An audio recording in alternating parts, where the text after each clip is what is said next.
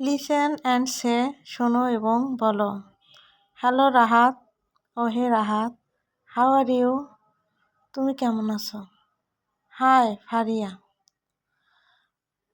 I am fine. আমি ভালো আছি, থ্যাংক ইউ। তোমাকে ধন্যবাদ। C pair work, act out the dialogue in activity B with your friend. জুটিবদ্ধভাবে কাজ করো। তোমার বন্ধুর সাথে কার্যকলাপ খ এর সংলাপটি অভিনয় করে দেখাও।